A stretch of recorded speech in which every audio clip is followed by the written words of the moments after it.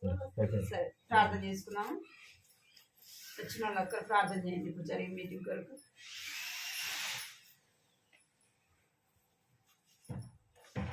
ఒకరు ప్రార్థన చేయండి.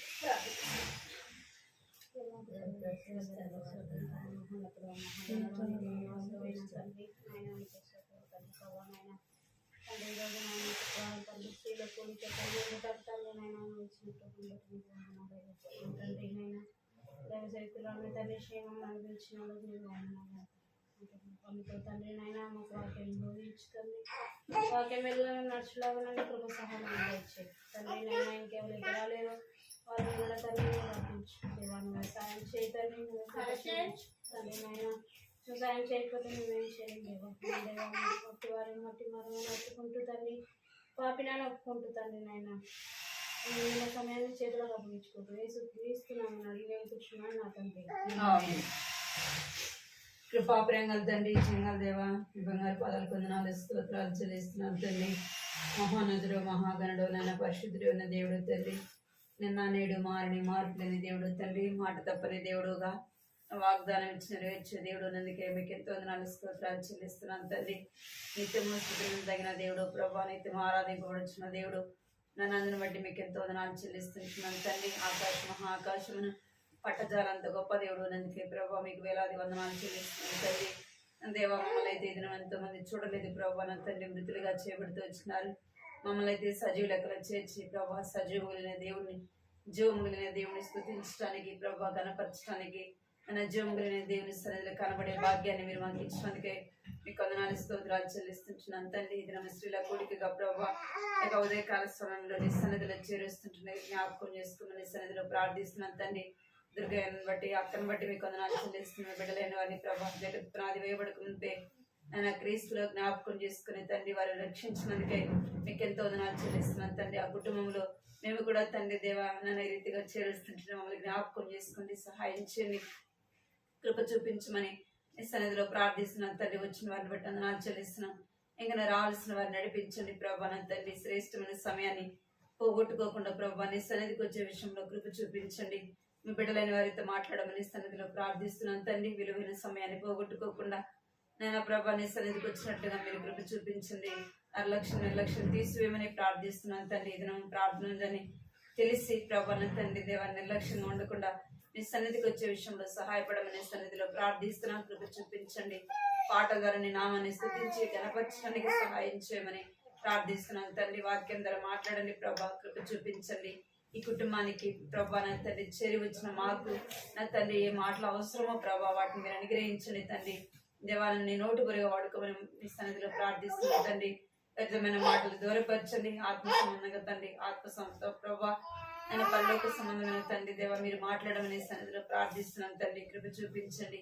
మీరే మాట్లాడమని ప్రార్థిస్తున్నాను తండ్రి. మీరు మాట్లాడుతున్నప్పుడు వినటానికి గ్రహించడానికి నేను కృప చూపించండి సన్నిధిలో ప్రార్థిస్తున్నాను. చిన్న బిడ్డలని స్వాధీనించుకోండి.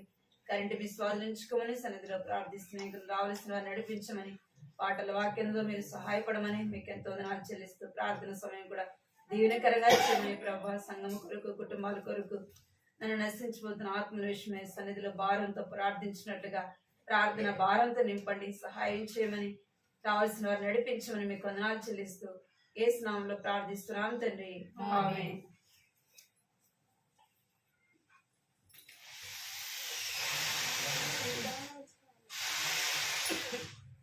వస్తానేది కొద్దిగా వచ్చింది.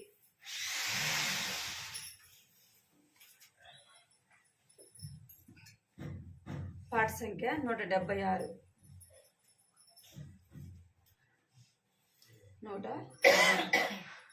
పాత పాటే వచ్చే పాట పాడు. 176. పొంది తిని నేను ప్రభువాని నుండి అతి శ్రేష్ఠ ఈవిని భువియందు. పొంది తిని నేను ప్రభువాని నుండి అతి శ్రేష్ఠ ఈవిని భువియందు. జీవిత యాత్రలో సాగి వచ్చి తిని, జీవిత యాత్రలో సాగి వచ్చి తిని, ఇంతవరకు నాకు తోడయ్యుండి ఇంతవరకు నాకు తోడయ్యుండి ఎబెనేజరు అయ్యున్నావు యేసు ప్రభువా ఎబెనేజరు అయ్యున్నావు యేసు ప్రభువా నా రక్షణకర్తవు నీవైతివి నా రక్షణకర్తవు నీవైతివి పొందేదిని నేను ప్రభువాని నుండి ప్రతి శ్రేష్ఠ ఈవి నీ భువియందు పొందేదిని నేను ప్రభువాని నుండి ప్రతి శ్రేష్ఠ ఈవి నీ భువియందు గాలి తుఫానుల నుండి వచ్చితిని గాలి తుఫానులలో నుండి వచ్చితిని అంధకార శక్తుల ప్రభావము నుండి అంధకార శక్తుల ప్రభావము నుండి నీరెక్కల చాటున నన్ను దాచితివయ్యా నీరెక్కల చాటున నన్ను దాచితివయ్యా నీవే ఆశ్రయ దుర్గం వైతివి నీవే ఆశ్రయ దుర్గం వైతివి పొందేదిని నేను ప్రభువాని నుండి ప్రతి శ్రేష్ఠ ఈవి నీ భువియందు పొందేదిని నేను ప్రభువాని నుండి ప్రతి శ్రేష్ఠ ఈవి నీ భువియందు కష్ట దుఃఖంబులు నాకు కలుగాగా కష్ట దుఃఖంబులు నాకు కలుగాగా నన్ను చేరాదీసి మోదాచితివి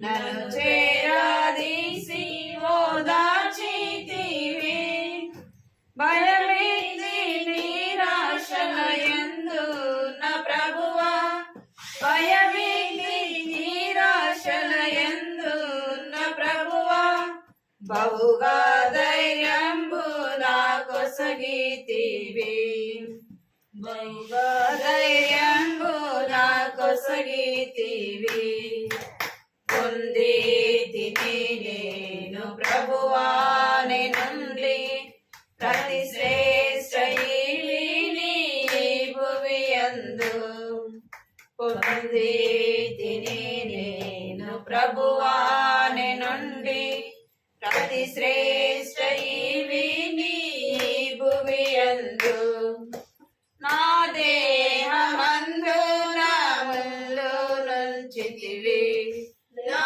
దేహమందు నా ముళ్ళు నుంచితివి సాతానుని దూతగా నలుగా గొట్టం సాతానుని దూతగా నలుగా గొట్టం వ్యాధి బాధలు బలహీనతలందు వ్యాధి బాధలు బలహీనతలందు నీ కృపను నాకు దయచేసితివి నీ కృపను నాకు దయచేసితివి పొందేదిని నేను ప్రభువాని నుండి ప్రతి శ్రేష్ఠ ఈవి నీ భువియందు పొందేదిని నేను ప్రభువాని నుండి ప్రతి శ్రేష్ఠ ఈవి నీ భువియందు నీ ప్రేమ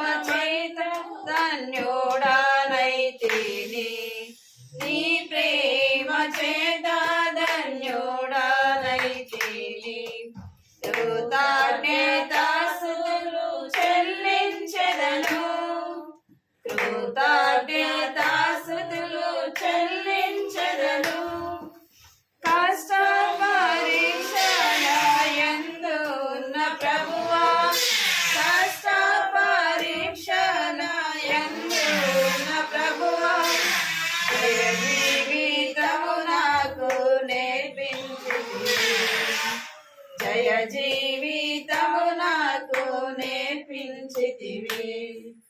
పొందేది నేను ప్రభువాని నుండి ప్రతి శ్రేష్ఠ ఈ భూమి యందు. పొందేది నేను ప్రభువాని నుండి ప్రతి శ్రేష్ఠ ఈ భూమి యందు.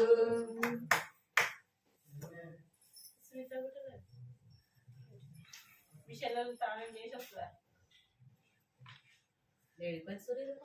లేదు కొందరు పెట్టింది. ఈ విషయాలను తానం చేసి వస్తుందట. మా అమ్మే మా అమ్మ ఇంటికాడ వాళ్ళ తాత సచ్చిన రోజు వాళ్ళ తాత ఇస్తాడు.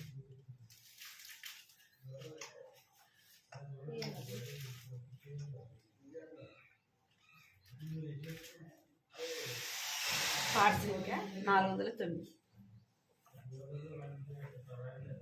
409.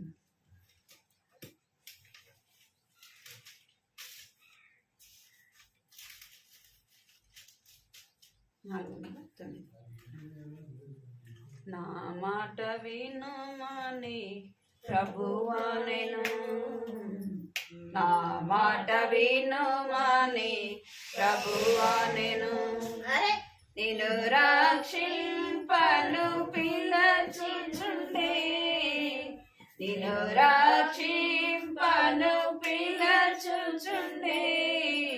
నా మాట వినుమని ప్రభువా నేను, నా మాట వినుమని ప్రభువా నేను.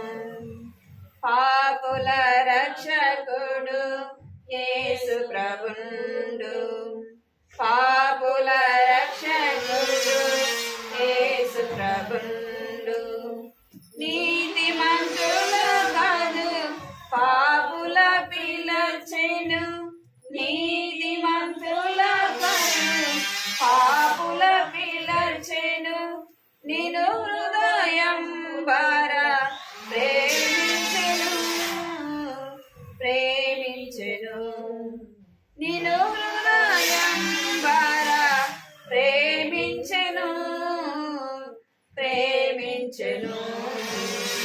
నా మాట వినుమని ప్రభువా నేను, నా మాట వినుమని ప్రభువా నేను. తాపిన వారిని వెదకవచ్చెను, తాపిన వారిని వెదకవచ్చెను. తానే వెదకి నిన్ను పరికించెను, తానే వెదకి నిన్ను పరికించును. తాపున నిలచెను రాక్షింపను, రాక్షింపను. తాపున నిలచెను రాక్షింపను, రాక్షింపను. నా మాట వినుమని ప్రభువా నేను, నా మాట వినుమని ప్రభువా నేను. జీవనదాతగా ప్రభు యేసు వచ్చెను, జీవనదాతగా ప్రభు యేసు వచ్చెను. నిత్య జీవము నీకు కలిగించెను, నిత్య జీవము నీకు కలిగించెను. కావున ప్రభుని దరి చేరును, దరి చేరును. కావున ప్రభుని దరి చేరును, దరి చేరును.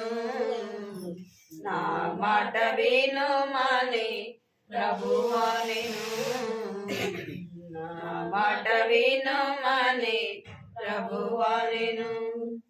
జీవన జ్యోతిగా జగమునకొచ్చెను, జీవన జ్యోతిగా జగమునకొచ్చెను. నీవెరిగితివా నీ స్థితిని, నీవెరిగితివా నీ స్థితిని.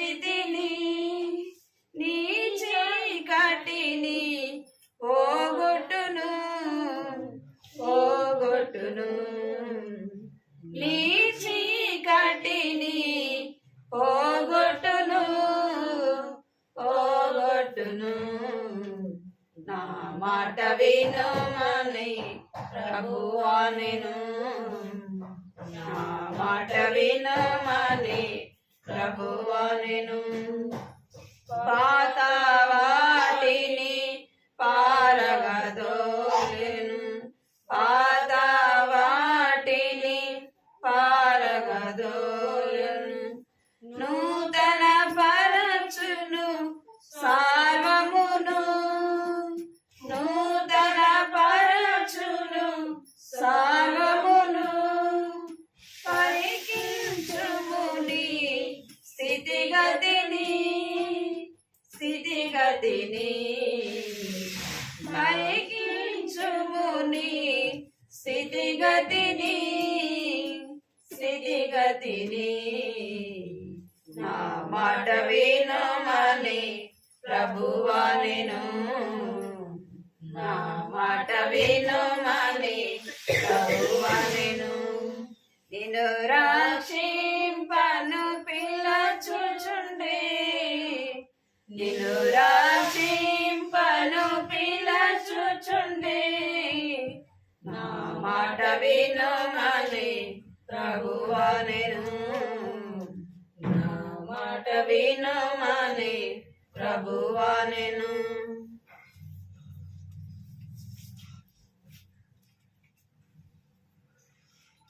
వాక్యం చదువుకుని ప్రార్థన చేస్తాను.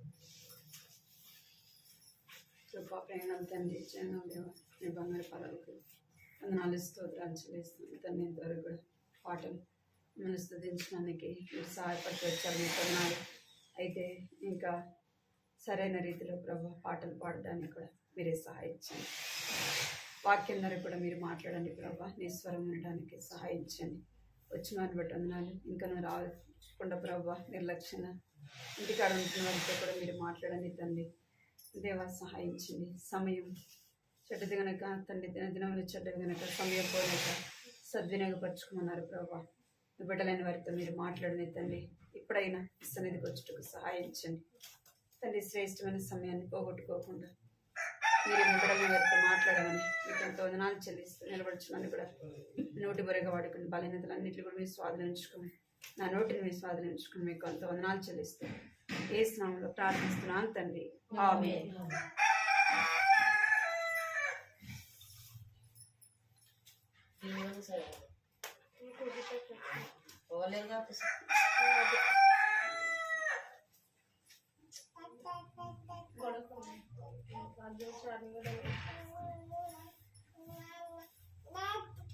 వాక్యం చదువుకున్నాను.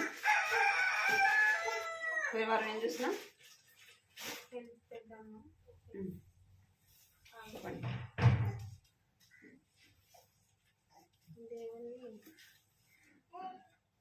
మాట కూడా గుర్తులేదా? పోయిన వారం నిన్న వారం అక్కడ వాళ్ళ ఇంట్లో చూసాను.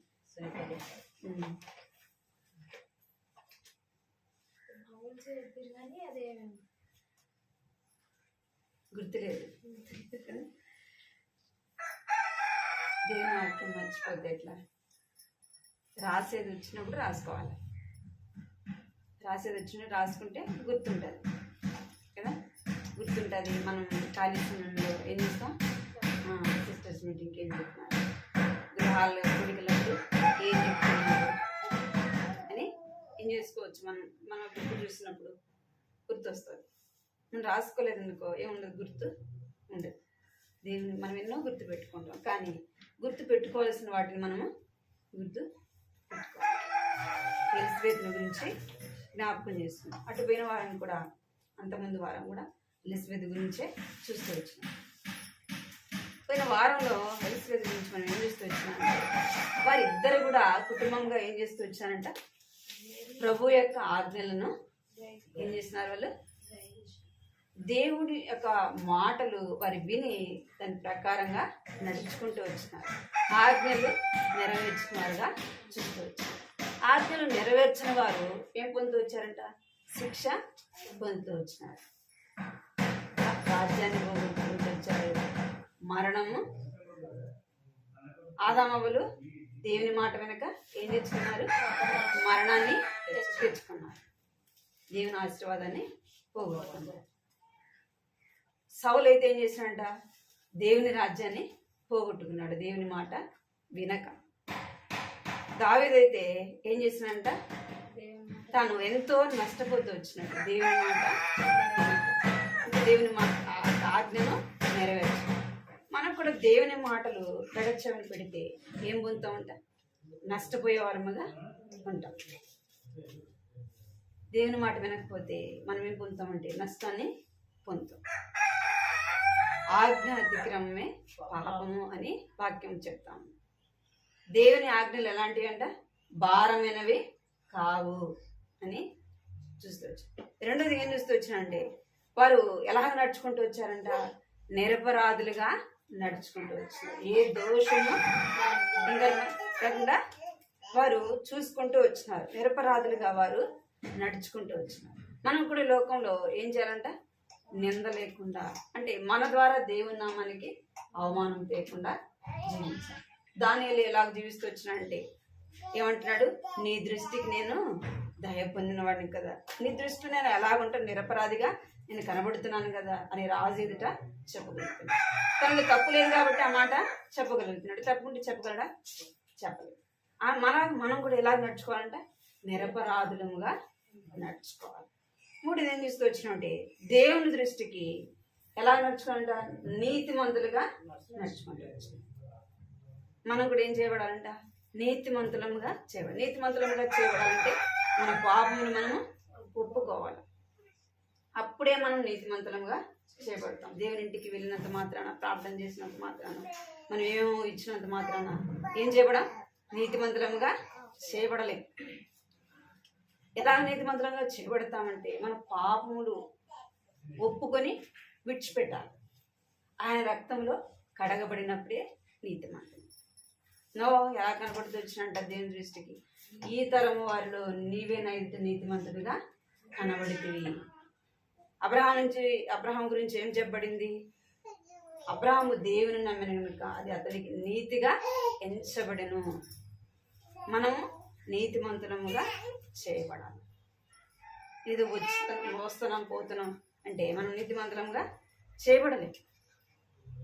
అది పోయిన వారం మనము చూస్తూ వచ్చినాం. జకరియా ఎలిజబెత్ గురించి మనము చూస్తూ వచ్చినాం. ఈ వారము చూద్దాం లూకాసు వార్త. లూకాసు వార్త 2వ అధ్యాయం. లూకాసు వార్త 2వ అధ్యాయం 36వ వచనం.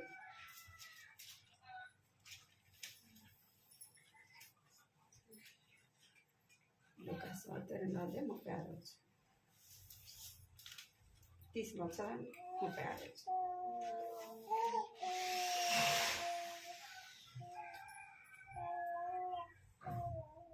చదవండి తీసినవాళ్ళు. సరే నేను చదువుతా.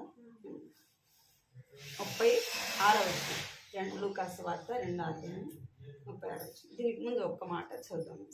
కీర్తనలు, దీనికి ముందు ఒక్క మాట చదివి కీర్తనలు 84 అధ్యాయము 4వ వచనం. 84 4వ వచనం.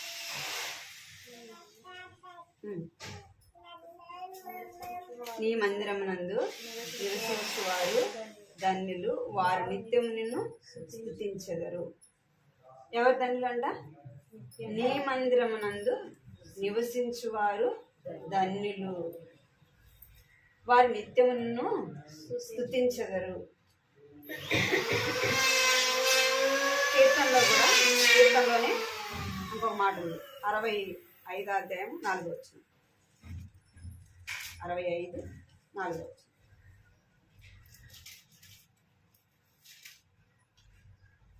నీ ఆవరణములో నివసించినట్లు నీవు ఏర్పరచుకొని చేర్చుకునేవాడు ధన్యుడు. నీ పరిశుద్ధాలయం చేత, నీ మందిరంలోని మేలు చేత తృప్తి పొందెదము. ఇక్కడ 84 4వ వచనంలో ఏముంది? నీ మందిరమునందు నివసించువారు ధన్యులు. ఇక్కడ ఏం రాయబడింది? నీ ఆవరణంలో నివసించినట్టు నువ్వు ఏర్పరచుకున్న వారు ధన్యులు. ఒకటి, దేవుడు ఏర్పరచుకున్న వారు ధన్యులని చెప్పబడతా ఉంది. రెండోది ఏం చెప్పబడుతుందంటే నీ ఆవరణంలో నివసించువారు, నీ మందిరంలో నివసించువారు ధన్యులు. వారు ఎలా ఉంటారంట? నిత్యము ఆయనను స్తుతించేవారుగా ఉంటారు. ఇప్పుడు లూకాసు వార్త 2:36.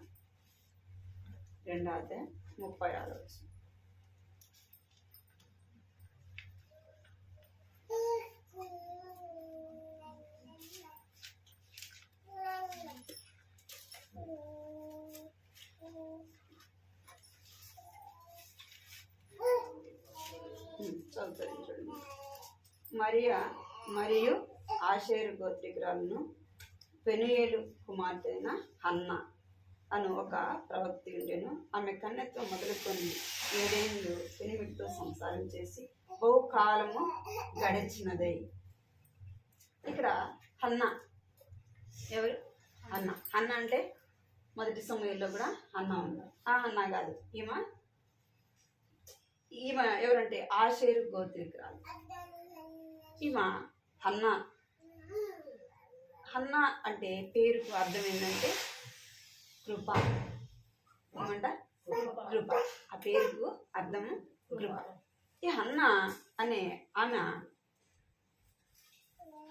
కన్యత్వం మొదలుకొని ఆమె వివాహమైన తర్వాత 7 సంవత్సరాలు తన భర్తతో సంసారం చేసింది. తన భర్త చనిపోయినాక తను ఎక్కడుంది అంటే దేవుని మందిరంలో ఉంది. ఎక్కడుందంట? దేవుని మందిరంలో ఉంది. అంటే తన జీవితంలో తన ఒక తీర్మానము చేస్తుంది. ఏం తీర్మానము? తీర్మానాలు ఎన్నో ఉంటాయి కదా, ఎన్నో ఉంటాయి.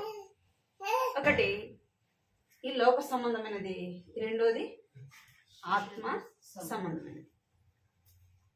ఇక్కడ ఏం తీర్మానం చేసుకుందంటే ఇంకా తన పెళ్ళైంది, భర్త చనిపోయినాడు, యవన కాలంలో ఉంది. ఎక్కడికి వెళ్ళొచ్చు? లోకంలోనే ఉండొచ్చు, మళ్ళా పెళ్ళి చేసుకోవచ్చు. కానీ ఆమె ఏమి తీర్మానం చేసుకుందంటే ఇంకా మిగిలిన జీవితము ఎవరి కొరకు? దేవుని కొరకు జీవించాలి. అడ్డూరు దగ్గరికి దేవుని కొరకు జీవించాలని తన తీర్మానము చేసుకున్నది. మన యొక్క జీవితము, మన యొక్క శేషము ఎవరి కొరకు అంట?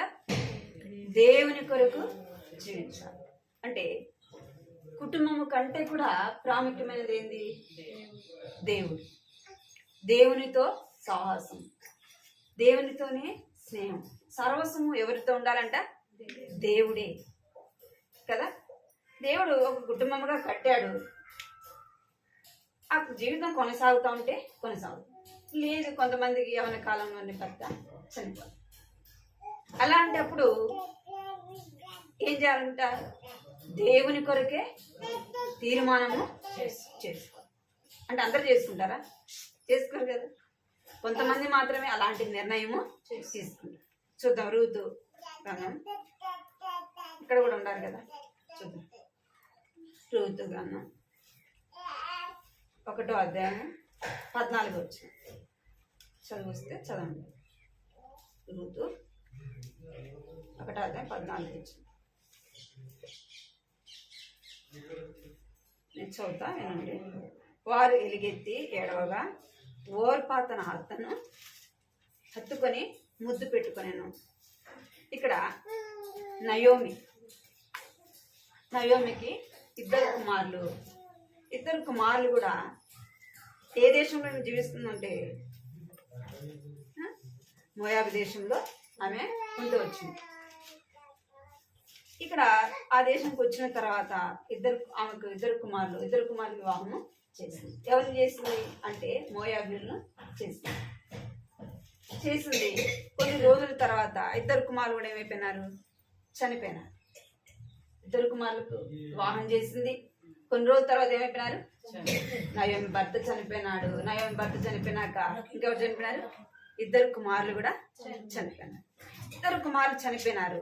తర్వాత నయోమి ఏమనుకుందంటే, తిరిగి నేను ఎక్కడికి వెళ్ళాలా?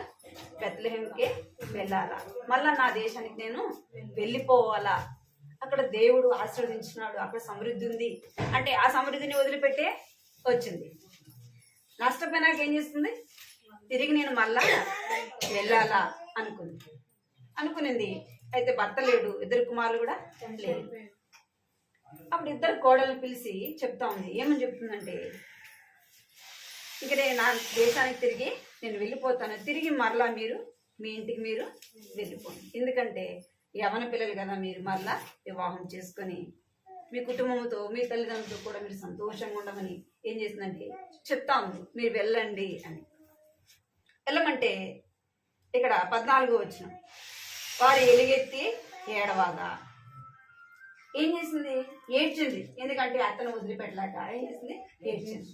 ఏడ్చింది. కానీ ఏం చేసిందంట? హత్తుకొని ముద్దు పెట్టుకుంది, తిరిగి వెళ్ళిపోయింది. ఎక్కడికి వెళ్ళింది?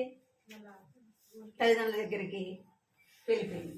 ఎందుకంటే మరలా వెళ్ళి వివాహం చేసుకోవచ్చు, తల్లిదండ్రులతో ఉండొచ్చు, కుటుంబంతో ఉండొచ్చు అనుకొని ఆమె దృష్టి అంతా ఎక్కడుంది?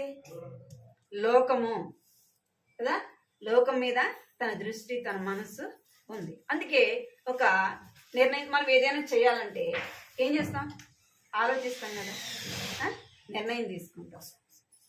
ఏదైనా ఒక పని చేయాలంటే లేదా మనం ఒక దగ్గరికి వెళ్ళాలంటే నిర్ణయం అనేది తీసుకుంటాం. ఇక్కడ ఉండాలన్నా లేదా వేరే స్థలానికి వెళ్ళాలన్నా, ఈ పని చేయాలన్నా చేయొద్దని ఏం చేసుకుంటాం? ముందు నిర్ణయం అనేది చేసుకుంటాం. ఇక్కడ నయోమి చెప్పినప్పుడు ఈ ఓర్ప కూడా ఏం చేసిందంటే, అవును కదా మా అత్త విశ్రామం అయిపోయింది, ఆమెతో పాటు ఉంటే ఎన్నో వస్తాయి, కష్టాలు వస్తాయి, బాధలు వస్తాయి, అవమానాలు వస్తాయి కదా, ఎన్నో. ఇప్పుడు ఎందుకంటే పోషించే వాళ్ళు లేరు, తిరిగి నేను ఇంటికి నేను వెళ్ళిపోయినానంటే ఏం చేస్తారు? మళ్ళా నాకు వివాహము చేస్తారు, లేదా తల్లిదండ్రులు చూసుకోండి. ఆమె ఎట్లా ఆలోచించిందో మొత్తానికి ఏం చేసింది? తిరిగి వెళ్ళిపోయింది. తన దృష్టి ఎక్కడుంది? లోకం మీద ఉంది. తన తీర్మానం చేసుకొని వెళ్ళిపోయింది. ఇక్కడ ఏమైతే హన్న ఏం చేస్తుంది? ఇంకా 7 సంవత్సరాలు మాత్రమే ఆమె వివాహం అయిన తర్వాత భర్తతో కూడా ఉన్నింది. అంటే యవ్వన వయసే కదా. ఆమె ఏం తీర్మానం చేసుకుందంటే, ఇక నాకు ఈ లోక సంబంధమైనది ఏది కూడా వద్దు, మళ్ళా వెళ్ళిపోతే ఒకవేళ నా తల్లిదండ్రులు వివాహం చేయొచ్చు, మళ్ళా ఇంకొక మార్గము చూపించవచ్చు, తిరిగి నేను వెళ్ళిపోతే ఒకవేళ లోకంలో కలిసిపోతానేమో కదా అనుకొని ఏం చేస్తుందంట? వద్దు, ఈ లోక సంబంధమైనది కుటుంబము, ఈ లోక సంబంధమైనది వద్దని ఆమె ఏం చేసుకుంటుందంటే ఒక తీర్మానం చేసుకుంది. ఏం తీర్మానం చేసుకుందంటే, ఇందాక మనం చదివిన కీర్తనలు 84:4 వచనంలో, నీ మందిరంలో నివసించువారు ధన్యులు. ఎక్కడికి వచ్చింది? ఇప్పుడు దేవుని మందిరంలోకి వచ్చింది. యవనస్తురాలు కదా, మరి దేవుని మందిరంలో ఉండడం కష్టం కదా. ఎన్నో మాటలు వస్తాయి కదా, ఎన్నో నిందలు వస్తాయి, ఎన్నో అవమానాలు వస్తాయి.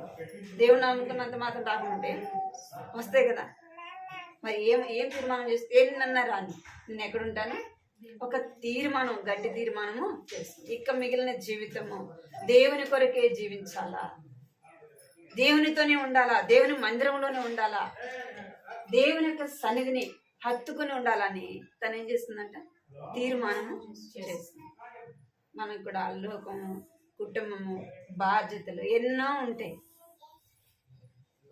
కానీ వాటన్నిటికంటే ఏది ప్రాముఖ్యమైనది? దేవుడు, దేవుని సన్నిధి, దేవుని మందిరము. దేనికి ప్రాముఖ్యతనివ్వాలా? దేవుని ఇంటికి ప్రాముఖ్యతనివ్వాలి. దేవుడు తర్వాతనే ఏదైనా, అది ఎలాంటి పరిస్థితి అయినా మనం దేన్ని ప్రేమించాలా? అన్ని ప్రేమిస్తాం, అన్నిటి దగ్గరికి వెళ్తాం. ఒక దేవుని మందిరం అంటే, ఒక దేవుని సన్నిధి అంటే ఏం చేస్తాం? మనం నిర్లక్ష్య పెడతాం. ఈరోజు మీటింగ్ జరుగుతుంది, సిస్టర్స్ మీటింగ్ అని తెలుసు. మరి ఎంతమంది వచ్చినారు? ఏ సమయానికి వచ్చినారు? దేవుడు మీ దగ్గరికి వచ్చినారా, దేవుని దగ్గరికి మీరు వెళ్తున్నారా? ఇప్పుడు మనం ఎక్కడ కూడుకోవాలా? దేవుని మందిరంలో కూడుకోవాలి. దేవుని మందిరంలోనే మీటింగ్ జరగాలి.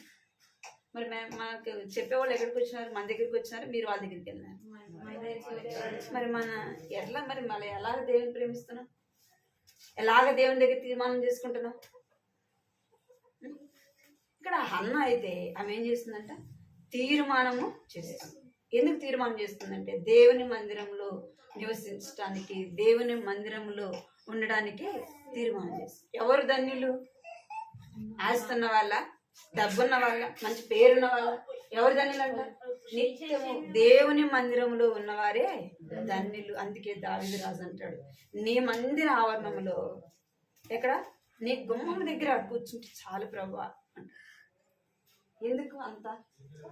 ఎందుకు కూర్చోవాలి గుమ్మం దగ్గర? మనం కూర్చుంటామా గుమ్మం దగ్గర? అంటే దేవుని ఆవరణాన్ని అలాగూ దావీదు రాజు ప్రేమించినాడు. అట్లా అన్న కూడా ఏం చేస్తూ వచ్చిందంటే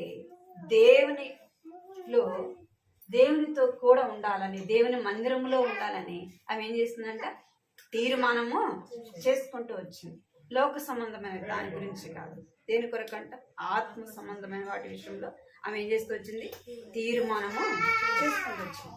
మనం కూడా దేని కొరకు తీర్మానం చేసుకోవాలంటే దేవుని కొరకు, దేవుని మందిరంలో ఉండేదాని కొరకు, దేవుని ప్రేమించేదాని కొరకు, దేవుని సన్నిధికి వచ్చేదాని కొరకు మనం ఏం చేసుకోవాలంట?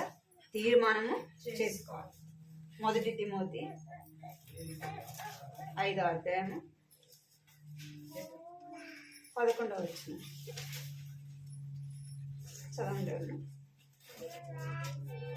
1 తిమోతి 5వ అధ్యాయం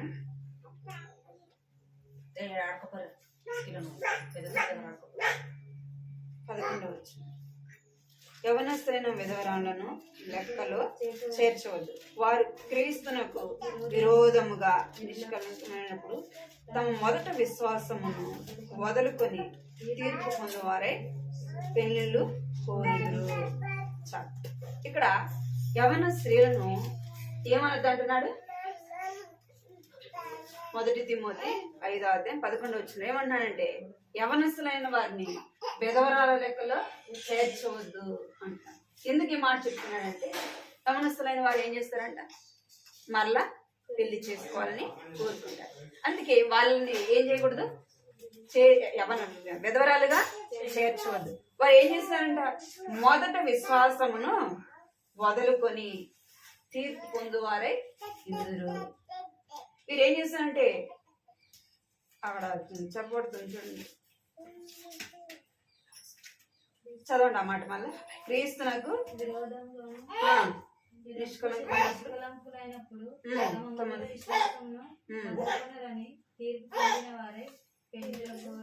చాలు. మొదట విశ్వాసాన్ని ఏం చేస్తారంట? వాహము మొదటి విశ్వాసాన్ని వదిలిపెట్టిన వారుగా చూస్తాం. క్రీస్తుకు విరోధముగా అంటే దేవుడు ఒక మాట చెప్పాడు. యెషయా గ్రంథం 54వ అధ్యాయంలో చూడన్నమాట, వాక్యంలో రాయబడిన మాట. యెషయా గ్రంథము 54 5వ వచనం. నిన్ను సృష్టించిన వాడు నీకు భర్త అయి ఉన్నాడు, సైన్యంలో అధిపతి యెహోవా అని ఆయన పేరు. చాలు. ఏమంట? నేను సృష్టించినవాడు నీకు భర్త అయి ఉన్నాడు. కాబట్టి ఒకవేళ దేవుడు కుటుంబం ఇచ్చాడు, పరిస్థితులు భిన్నంగా ఉన్నప్పుడు ఏం చేయాలంట? మరలా వివాహం అనేది చేసుకొనవద్దు అని చెప్పారు. ఇక్కడ మన మాట ఏంటంటే హన్న ఏం చేస్తుందంటే తీర్మానము చేసుకుంది. ఇంకా నేను నా జీవితము, మిగిలిన జీవితము, అది ఎంత వయసు అయినా కానీ తన యవ్వన కాలంలో తను తీసుకున్న తీర్మానం ఏంటంటే దేవుని కొరకు జీవించాలా, దేవుని మందిరంలో ఉండాలా అని తీర్మానము చేసుకుంటూ వచ్చింది. మనం కూడా ఎక్కడ ఉండేదానికి తీర్మానం చేసుకోవాలంట? దేవుని మందిరంలో ఉండేదానికి తీర్మానము చేస్తాం. ఓర్పు అయితే తన అత్తను విడిచిపెట్టి వెళ్ళిపోయింది, అంటే తిరిగి మళ్ళా లోకంలోకి వెళ్ళిపోయింది. ఇక్కడ మోషను కూడా మనం చూస్తే మోషే ఏం కోరుకుంటున్నాడు? హెబ్రీ పత్రిక 11:24-26 చదువు. 11 మోషే పెద్దవాడైనప్పుడు విశ్వాసమును బట్టి ఐగుప్తు ధనం కంటే క్రీస్తు విషయమైన నింద గొప్ప భాగ్యమని ఎంచుకొని అల్పకాలము పాపభోగము అనుభవించడం కంటే దేవుని ప్రజలతో శ్రమ అనుభవించడం మేలని యోచించి ఫరో కుమార్తె యొక్క కుమారుడని అనిపించుకుంటకు ఒప్పుకోలేదు. ఏలయనగా అతడు ప్రతిఫలంగా కలగబోవు బహుమానం నందు దృష్టి ఉంచెను. విశ్వాసమును బట్టి అతడు అదృశ్యుడైన వాటిని చూచుచున్నట్టు స్థిరబుద్ధి గలవాడై రాజాగ్రహంలోకి భయపడక ఐగుప్తును విడిచిపోయాడు. ఇక్కడ 24-26 వచ్చింది. ఇక్కడ మోషను గురించి మనం చూస్తే మోషే పెద్దవాడైనప్పుడు విశ్వాసమును బట్టి ఐగుప్తు ధనము కంటే క్రీస్తు విషయమే నింద గొప్ప భాగ్యమని ఎంచుకొనెను. అల్పకాల పాప భోగమును అనుభవించుట కంటే దేవుని ప్రజలతో కూడా శ్రమ అనుభవించుట మేలు. ఇక్కడ అన్నా కూడా అదే తీర్మానము చేస్తుంది. అల్పకాల పాప భోగమును అనుభవించుట కంటే దేవుని ప్రజలతో కూడా, అంటే దేవుని ఈ లోక సంబంధంగా ఎన్నో అవన్నీ కూడా ఎలాంటివంట? అల్పకాల పాప భోగం. మనం అనుభవించేది ఏంటంట? అల్పకాలము సంతోషం. ఆ యొక్క లోకంలో ఉన్నదంతా కూడా ఎలాంటిదంట? అల్పకాలము, అంటే అది కొద్ది కాలమే ఉండేది. ఆ యొక్క సంతోషం కావచ్చు, లోక సంబంధమైనది ఏదైనా కూడా ఎలాంటిదంట? అల్పకాలమైనది, పాప భోగం. అందుకే ఒక మాట చెప్పబడుతుంది, లోకంలో ఉన్నదంతా కూడా ఏమంట? నేత్రాశ, శరీరాశ, జీవపుటం. ఈ లోకంలో ఉన్నదంతా కూడా ఒకనాడు ఏమైపోతుంది? గతించిపోతుంది. నిత్యత్వం ఉండేది ఏంది అంటే దేవుని సన్నిధి, దేవుని యొక్క మాటలు. ఆకాశము భూమి గతించిపోను కన్నా మాటలు గతించవు. అంటే దేవుని యొక్క సన్నిధి నిత్యము ఉండేది. ఒకవేళ ఈ లోకంలో మనం సుఖాన్ని అనుభవించిన, కష్టాన్ని అనుభవించిన, ఒకనొక దినం మనం ఏం చేయాలి? ఈ లోకాన్ని అనేది విడిచిపెట్టాలి. అందుకే అన్న ఏం చేసిందంటే ఒక తీర్మానము చేసుకుంది. అయిపోయింది. దేవుడు ఒక కుటుంబంగా కట్టాడు, దేవుడు తీసుకున్నాడు. ఇంకా మిగిలిన జీవితము, ఇప్పటివరకు జీవితము చాలు. మిగిలిన జీవితము ఎవరి కొరకు అంట?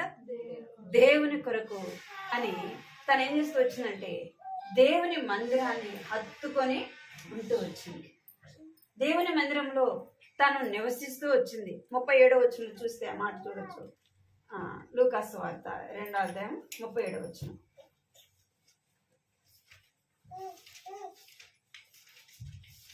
లూకాసు వార్త 2వ అధ్యాయం 37వ వచనం. 24 సంవత్సరంలో విధవరాలయ్యుండి దేవాలయము విడవక ఉపవాస ప్రార్థనలతో రేయి పగలు సేవ చేయుచుండెను.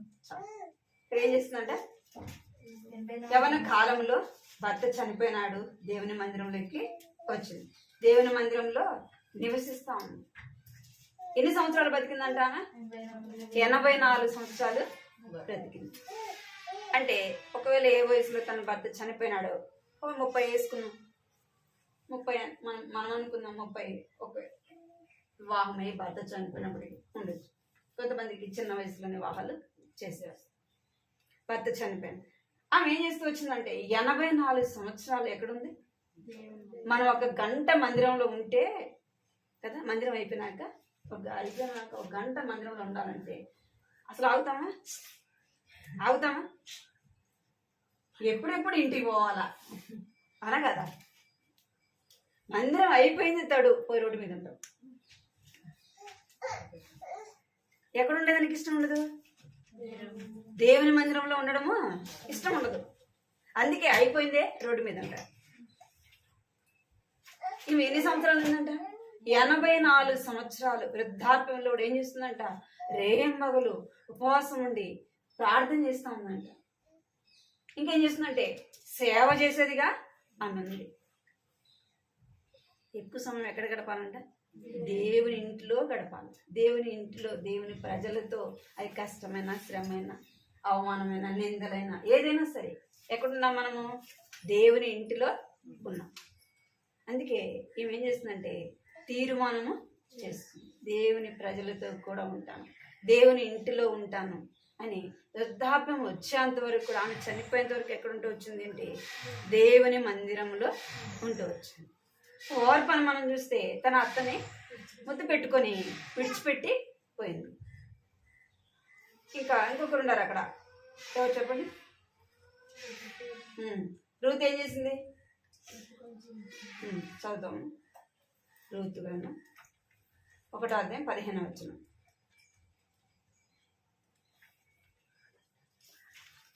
రూతు 1:15వ వచనం. రూతు ఆమెను హత్తుకొని ఇటుండగా ఆమె, ఇదిగో నీ తోడుకోడలు తన జనుల యొద్దకు, తన దేవుని యొద్దకును తిరిగి పోయినది, నీవును నీ తోడుకోడలతో కూడా వెంబడించుమని నందుకు రూతు, నా వెంబడి రావద్దనియు, నన్ను వెంబడించవద్దనియు, నన్ను బతిమాలుకొనవద్దు. ఇక్కడ నయం చెప్తా ఉంది రూతుతో. ఏమని చెప్తుందంటే, నీ తోడుకోడలు ఓర్ప వెళ్ళిపోయింది, నువ్వు కూడా వెళ్ళిపో అని చెప్తా ఉంది.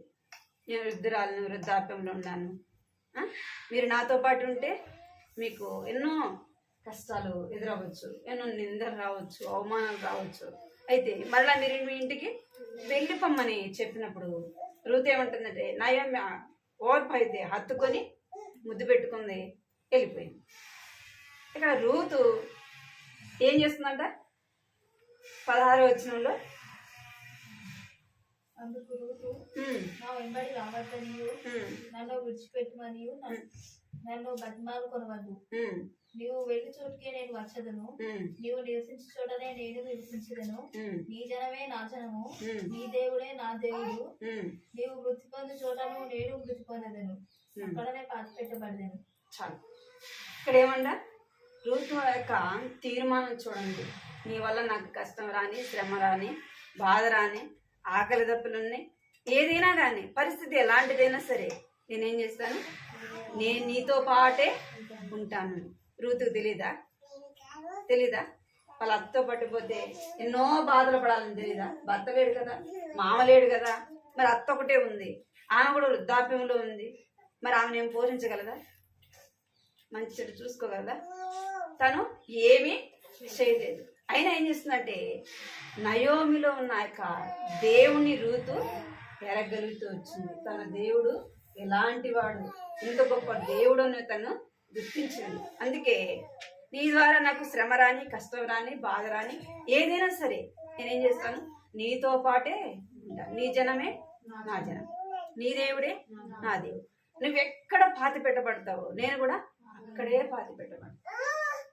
అంటే ఆమె మరలా ఇంటికి వెళ్ళవచ్చు, వివాహం చేసుకోవచ్చు, ఒక కుటుంబము, ఒక సంతోషకరమైన కుటుంబాన్ని తనకు కలిగి ఉండవచ్చు. ఎలాంటిది? ఈ లోక సంబంధమైన. అందుకే ఏమంటుంది, నాకు ఇంకా వద్దు, నేను నీతో పాటే ఉంటాను, నేను ఆ దేవుడే, నీ దేవుడే నా దేవుడు, నీ జనమే నా జనం. ఎలాంటి తీర్మానం చూడండి. ఒకసారి నీవు నమ్మిన దేవుణ్ణి ఎలా ఉండాలంట? దేవుణ్ణి తెలుసుకున్న తర్వాత ఎలా ఉండాలా? ఆ దేవుణ్ణి కలిగి నిత్యం ఆయన మనం వెంబడించే వారముగా ఉండాలి. కొంతమంది ఎలా ఉంటారంటే, మొదట విశ్వాసంగా, ఆత్మీయంగా జీవిస్తారు. రాను రాను రాను ఏమైపోతుంది? ఆ విశ్వాసం అంతా కాస్త పోతుంది. విశ్వాసము పోయి ఎక్కడుంటాం? ఇంకా లోకము, లోక కార్యాలు, లోక సంబంధమైన వాటి కొరకు మనం ప్రయాస పడతాం. అందుకే మోషే అంటున్నాడు, ఈ లోకంలో ఉన్న ధనము, మోషే ఎలాంటి ధనాన్ని వదులుకున్నాడు? రాజకుమార్తె కుమారుడుగా అనిపించుకోవాల్సిన వాడు, రాజు తర్వాత రాజు కావాల్సిన వాడు.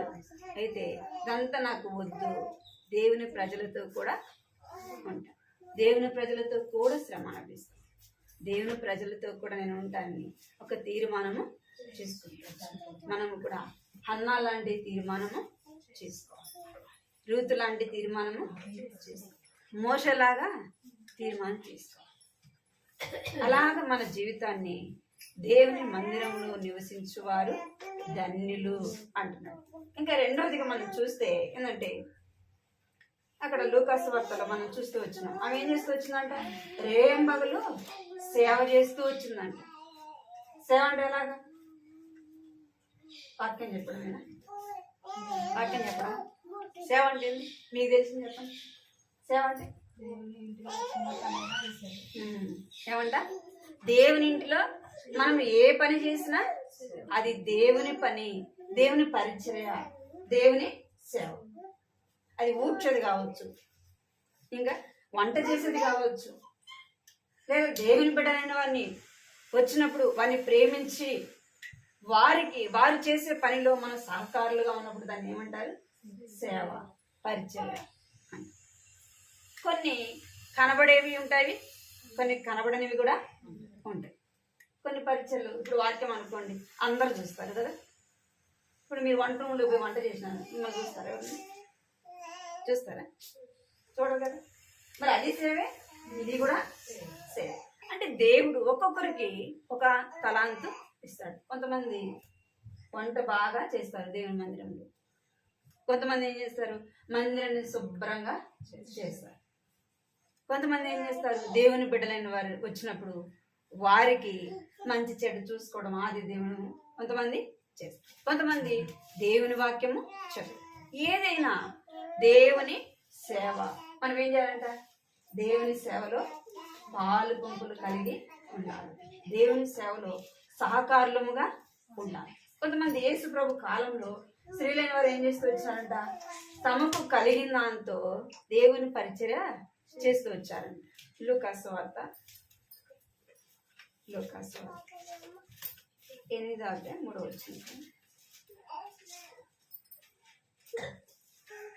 వార్త 8:3. వీరులు ఇతరుల అనేకులను తమకు కలిగిన ఆస్తిలో వారికి ఉపచారం చేయించు వచ్చిరి. ఏం చేస్తూ వచ్చారంట?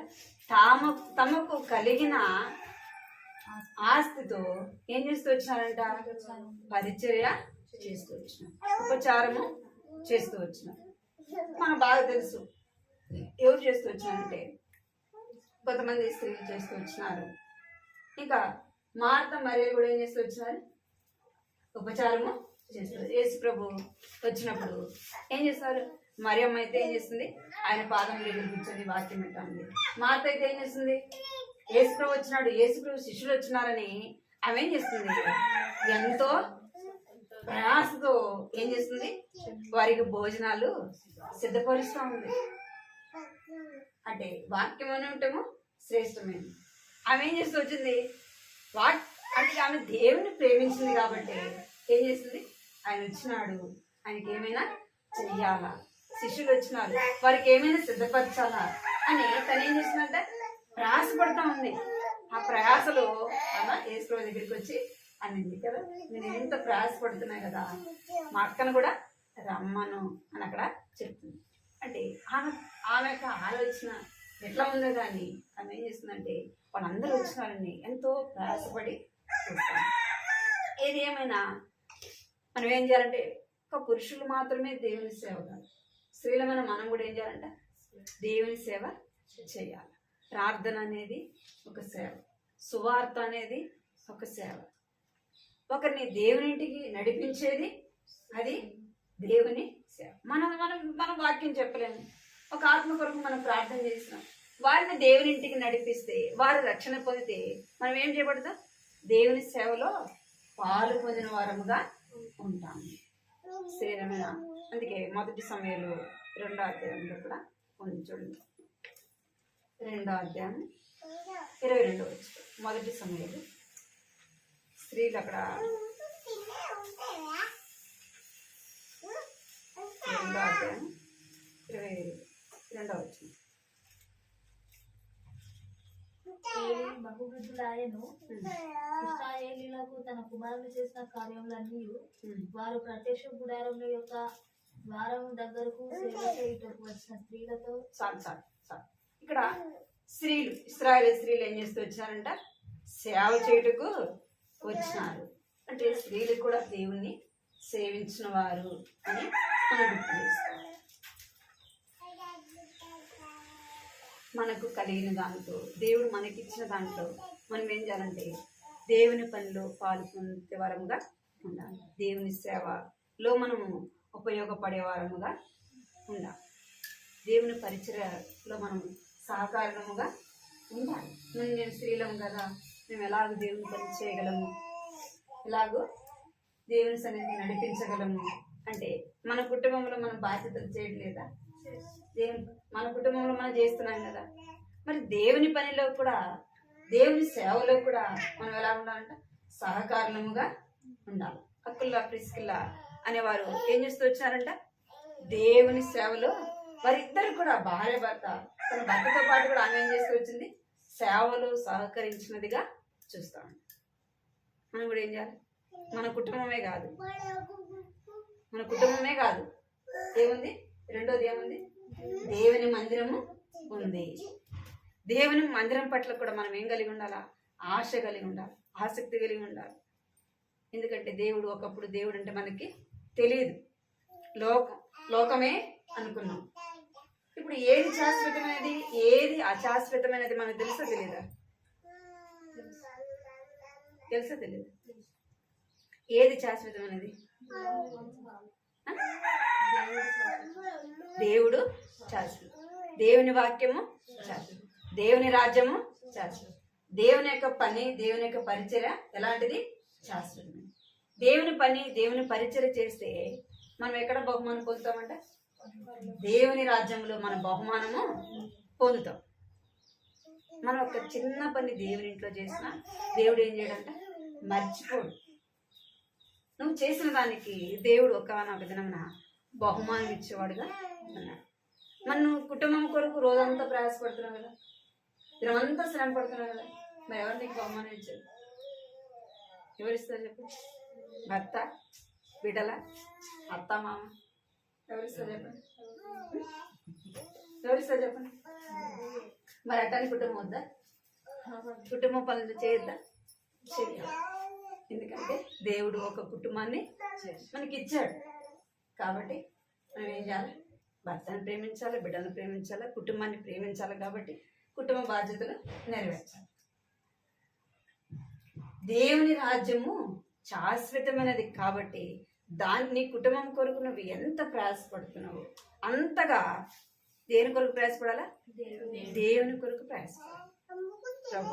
అది మనం వాక్యం చెప్పలేము, ప్రార్థన చేయగలం కదా, చేయొచ్చు కదా. అలాంటప్పుడు ఏం చేయాలి? ప్రార్థన చేయాలి. వాళ్ళ మనం మందిరానికి రాని వాళ్ళు ఉంటారు, కష్టంలో ఉంటారు. అలాంటి వారి కొరకు, బాధలో ఉండేవారి కొరకు, దేవుని సేవ చేసేవారి కొరకు, దేవుని సేవకులైన వారి కొరకు నువ్వేం చేయాలంట? ప్రార్థన చేయాలి. దేవుడు మన ప్రార్థన ద్వారా వాళ్ళని ఏం చేస్తాడు? దేవుని పరిచర్యలో సేవకులైన వారిని దేవుడు బలపరుస్తాడు. బలమైన రీతిలో వారిని బలపరిచి పరిచర్యలో వాడుకోండి. అనేక ఆత్మలు రక్షింపబడు. లేదా రక్షణ లేని వారి కొరకు మనం ప్రార్థన చేస్తే వారి రక్షణ పొందితే ఎవరికి బహుమానం? మనకు బహుమానం. అట్లా మనం ఏం చేయాలంట? దేవుని సేవలో మనం పాలు పొందే వారముగా ఉండాలి. అది నిత్యత్వం. మనకు దేవుని రాజ్యంలోకి మనం ఒకనొక దినం ఈ లోకాన్ని విడిచిపెట్టిన తర్వాత దేవుని దగ్గర ఏమి ఇస్తారంటే మనకి బహుమానం అనేది ఇస్తారు. అట్లా స్త్రీలమైన మనము దేవుని పనిలో, దేవుని పరిచర్లో ఏం చేయాలా? సేవలో కొరకు తీర్మానం చేసుకోవాలా. మొదట దేవుని ఇంటిని మనము అన్న అయితే ఏ రీతిగా తీర్మానం చేసుకుంటాం అలాగ మనం తీర్మానము చేసుకోవాలి. రూతులాగా తీర్మానము చేసుకోవాలి. ఓర్పలాగా వచ్చినాము తెలుసు. ఓర్పకు దేవుడు తెలీదా? తెలుసు కదా. తన అత్త నమ్మిన దేవుడు ఎలాంటి వాడో తెలుసు. ఎన్నో కార్యాలు చూసిండొచ్చు. ఏం చేసింది? వదిలిపెట్టి లోకం వైపే పోయింది. మనకు దేవుడు తెలిసి మరలా మనం లోక సంబంధమైన వాటిని చూస్తా, లోక సంబంధమైన వాటినే ప్రేమిస్తా, ఇదే కదా శాశ్వతము అనుకుంటే మనం ఏమవుతాం? దేవుని దగ్గర బహుమానము పొందలేదు. అందరూ బహుమానం తీసుకుంటూ ఉంటే మనం ఏమి కూడా ఆయన దగ్గర పొందలేదు. కాబట్టి తీర్మానం చేసుకోవాలి.